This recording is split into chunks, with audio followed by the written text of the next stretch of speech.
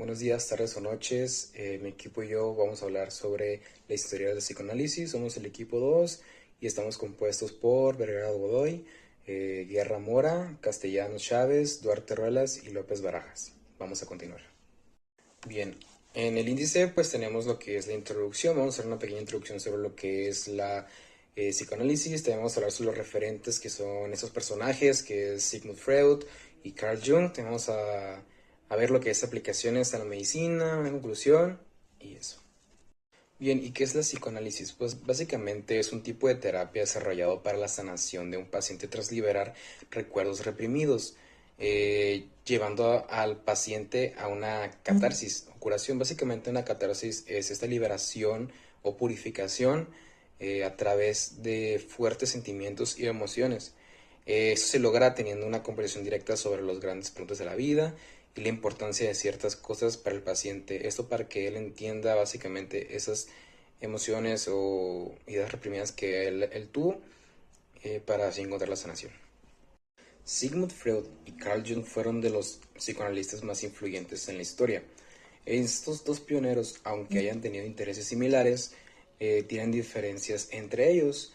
En esta exposición examinaremos las contribuciones de Freud así como las de Jung al psicoanálisis, sus diferencias y cómo han influido en la psicología contemporánea. Ahora hablemos sobre Sigmund Freud, este médico y también reconocido como el padre del psicoanálisis. Este nace en 1856 y fallece en 1939. Este desarrolló la teoría del inconsciente que básicamente sostiene gran parte de la conducta humana, que esta está impulsada por deseos y recuerdos reprimidos. Sus conceptos claves incluyen lo que es el inconsciente, la estructura de la personalidad, las etapas del desarrollo psicosocial, así como el mecanismo de defensa que vamos a abordar más adelante. La teoría del inconsciente de Freud plantea que nuestra mente está dividida entre lo consciente, y que es lo que pensamos y hacemos voluntariamente, y lo inconsciente, donde se guardan deseos reprimidos, miedos y traumas. Aunque no somos conscientes de lo que está en el inconsciente, esto influye mucho en nuestras decisiones y emociones.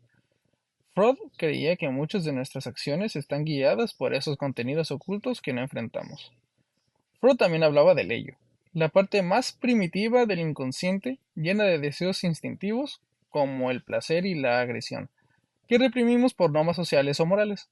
Aunque estos impulsos están reprimidos, encuentran formas de salir, como en los sueños o en lapsus.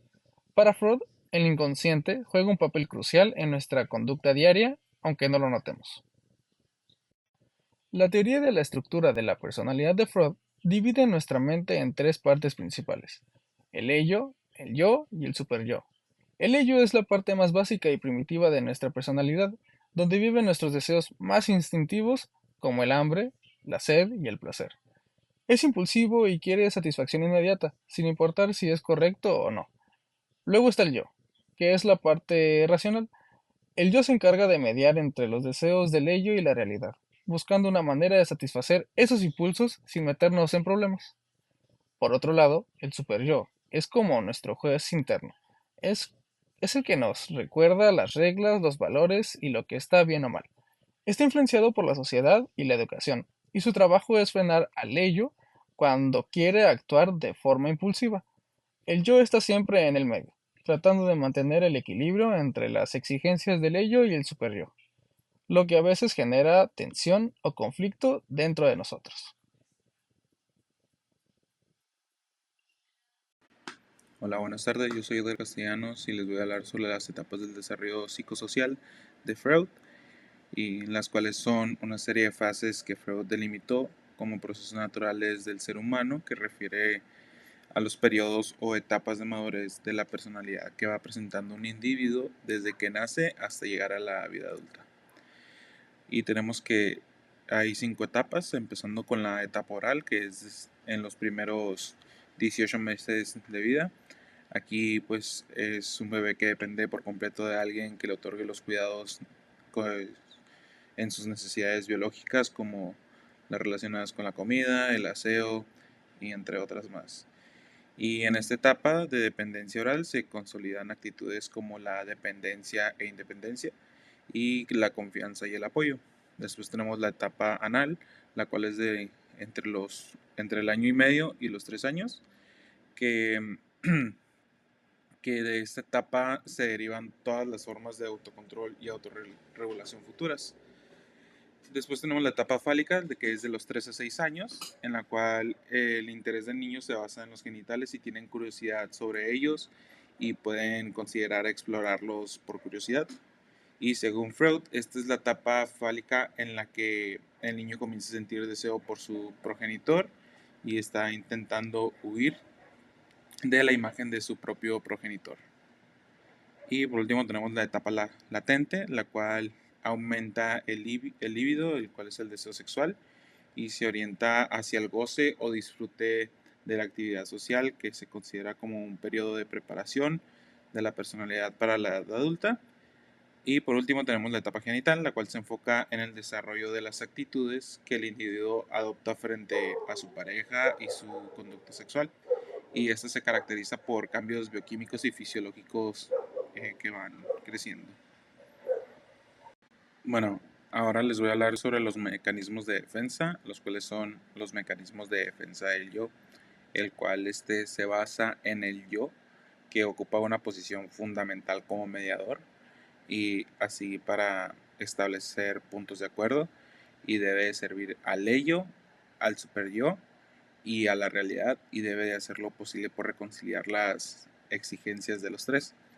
El yo reconoce los peligros de expresar los instintos primitivos del ello, y estas demandas van generando en el yo ansiedad, y para evitar esta ansiedad va a elaborar acuerdos, los cuales son los mecanismos de defensa, que son estrategias empleadas para manejar la ansiedad y resolver los conflictos entre el super yo y el yo.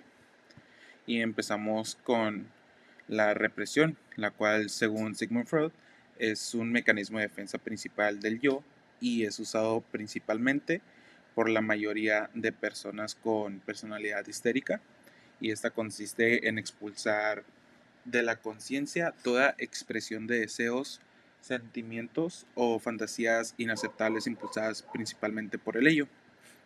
Después tenemos el desplazamiento, la cual es la carga emocional adherida a una fuente, evento o persona, que se redirigen por un proceso inconsciente hacia otra fuente que puede ser admisible a la conciencia por el yo. Y tenemos la formación reactiva, la cual es la adopción de un carácter completamente opuesto al deseo o impulso inaceptable del cual queremos alejarnos. Y este es muy característico del trastorno obsesivo compulsivo. También existe el aislamiento, el cual es muy común igualmente en personas obsesivas compulsivas, que le permite al individuo evocar el evento traumático con facilidad sin el afecto del dolor emocional que le causó, ya que este afecto fue desprendido inconscientemente de este. La anulación, la cual es la manifestación del pensamiento mágico, en la cual consideramos que con una acción simbólica lograremos revertir o anular un pensamiento o acción inaceptable ya consumado.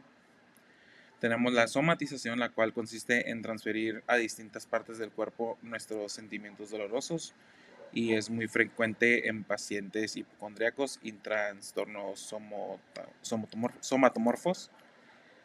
Y tenemos la conversión, la cual es la representación simbólica de un conflicto intrapsíquico que es relacionado principalmente con la histeria. Y eso es todo por mi parte. Muchas gracias. Ahora en breve vamos a hablar de Carl Gustav Jung, que aparte de Sigmund Freud, él fue el que aportó ciertos datos a la teoría del psicoanálisis, del cual de sus conocimientos y sus registros o investigaciones se desarrolló esta rama o esta apéndice de la teoría del psicoanálisis original, que vendrían siendo el psicoanálisis, pero el jungiano, que es nombrado a base de Carl Gustav Jung, su fundador, el cual no solo también fue un gran psicólogo, sino también fue un aprendiz de Sigmund Freud. De hecho, a raíz de esto fue que él empezó a trabajar en su propio punto de vista de esta teoría del psicoanálisis, ya que no del todo concordaba con Freud con ciertas cosas, como veremos adelante y serán explicadas. Ok, uno de los datos más interesantes que tiene la diferencia entre el psicoanálisis según la vista de Freud y el psicoanálisis según la vista de Carl Jung es que en el inconsciente, Jung nos introduce a la idea de que el inconsciente colectivo es más que una capa del inconsciente compartida con toda la humanidad. Esto significa que contiene arquetipos universales o diferentes papeles que el ser humano se pondría y tomaría en cuenta dentro de su subconsciente. Ahora, referente a los arquetipos, Jung nos menciona que estos son patrones que existen en todo el universo y que se manifiestan de diferentes formas. Podrían ser sueños, mitos o cuentos. Estos arquetipos toman ciertas características que cualquier otra persona podría tener, pero se manifiestan de una manera más presente o más llamativa dentro del tipo de persona. Tenemos, por ejemplo, el amigo, que vendría siendo una persona que sabe socializar, una persona que entiende su entorno y una persona que sabe aproximar contigo de una manera cálida para ganar tu confianza. Por el otro lado, también podríamos ser que estos arquetipos no solo tienen un lado bueno, sino también tienen un lado malo o algo negativo, su antítesis, si así lo quiere ver, si así lo quieren ver. Y en un ejemplo que pudiera poner sería como el inocente. El inocente es caracterizado como una persona que está en constante euforias, por así decirlo, y no solo eso, sino que ve la felicidad en el mundo, ve las cosas positivas, tiene este optimismo gigantesco hacia lo que podría ser proyectado alrededor de esta persona, pero también cae en, como dice su nombre, en la inocencia y puede ser fácilmente manipulado. Ok, Jung también nos habló sobre la individualización, que vendría siendo un proceso por el cual una cierta persona atraviesa una ideología cambiante sobre la realización que tiene de su yo completo. Un ejemplo claro, o al menos un ejemplo del cual a mí me gusta asociar con este tema, vendría siendo el mito de Sísifo, aquel emperador griego, si no me recuerdo, que desafió a los dioses y los engañó, y como castigo le dio este Zeus, el dios de dioses, le dio como castigo a Sísifo que subiría una piedra hacia una montaña y la dejaría caer como su castigo, ¿no? Pero Albert Camus, el filósofo que escribió este ensayo, nos dice que no hay necesidad de ver el trabajo que hacemos como algo absurdo, sino que nosotros le damos el orgullo y nosotros le damos el significado a las cosas que hacemos. Las cosas no tienen significado hasta que nosotros se las damos. Y me gusta asociar esto con la individualización de Jung, porque más que nada es el individualizarnos a nosotros mismos, siendo esto un proceso, como dice Jung, es algo que le tenemos que dar nosotros significados y no buscar un significado por fuera. Buscar nuestro propio arquetipo y desarrollarlo en nuestra personalidad. Jung desarrolló lo que son los tipos psicológicos. Van a ser extrovertido e introvertido a base de las actitudes de la persona que se basan en la percepción y juicio. Tenemos lo que son los extrovertidos que van a poner mucha atención a lo que es el mundo exterior y buscan la estimulación a través de pues interacción con otras personas. Son gente muy sociable, vaya. Y tenemos la introversión. Los introvertidos van a estar más como en su mundo, van a estar más retraídos en cuanto a socializar y van a ser mucho de reflexionar sobre lo que es lo personal. Suelen sentirse pues cómodos en ambientes tranquilos, a diferencia de los extrovertidos que son mucho de gastar su energía en ambientes externos como fiestas o reuniones así familiares, entre otras cosas. Para los tipos psicológicos también tenemos que es muy importante lo que son las funciones psicológicas, que está basado pues en el juicio. Tenemos el pensamiento, que se basa en el uso de la lógica y en análisis racional para tomar decisiones de una persona, y las personas con una preferencia por el pensamiento tienden a evaluar la información objetivamente. El sentimiento, que se va a centrar en los valores y el impacto emocional de las decisiones. Unos van a ser más sentimentales que otros. La sensación, que va a estar relacionada con la percepción de la realidad a través de los sentidos y la atención a los detalles concretos. Algunos van a ser más sensoriales. La manera de aprender, por ejemplo, es muchos son mucho de tocar, de sentir, las cosas que pues necesitan aprender, vaya, bajo eso. Y tenemos la intuición. Las personas van a implicar una percepción de patrones, posibilidades futuras y pues a menudo sin una base concreta en la realidad actual. ¿Y qué quería Jung transmitir a través de esta idea de combinar estas dimensiones? Ok, Jung propuso que cada persona tiene una combinación única de actitudes y de funciones, lo que va a influir en cómo la persona va a percibir y va a responder ante el mundo, cómo se va a socializar entre personas, quién va a ser su grupo de amigos, en qué ciertas actividades se va a inscribir esa persona. Por ejemplo, una persona puede ser un extrovertido intuitivo y un introvertido puede ser intuitivo y sentimental. Es dependiendo de esos tipos de actitudes y funciones, es cómo se va a sentir la persona. Un extrovertido intuitivo puede sentirse revitalizada al interactuar con otras personas y va a preferir un pensamiento en términos de posibilidades futuras, en qué va a pasar, entre otras cosas. Bueno, ahora que hablamos sobre lo que son todos los temas de Jung y Freud, vamos a ver un poco de lo que son las diferencias y el legado como conclusión. Aunque Freud y Jung compartieron un interés en el inconsciente, sus enfoques eran totalmente diferentes. Freud se centró en el conflicto interno y las experiencias sexuales, mientras que Jung exploraba aspectos más universales y simbólicos en el inconsciente colectivo. Freud veía el desarrollo de personalidad principalmente a través de conflictos sexuales y agresivos, mientras que Jung enfatizaba el crecimiento personal y la realización del yo. Una vez que ya les dije esto sobre lo que es las diferencias y legado, vamos a la conclusión. ¿En qué se puede aplicar en la medicina? En la medicina se puede aplicar en diferentes partes, como lo es en el diagnóstico y la evaluación de un paciente, en lo que proporciona una comprensión profunda de lo que van a ser los trastornos mentales, considerando los conflictos internos del paciente y los traumas. Un tratamiento terapéutico. ¿En qué queremos decir un tratamiento terapéutico? Va a ser lo que es la psicoterapia, para explorar y resolver conflictos inconscientes, que va a ayudar al paciente en saber qué es lo que tiene adentro.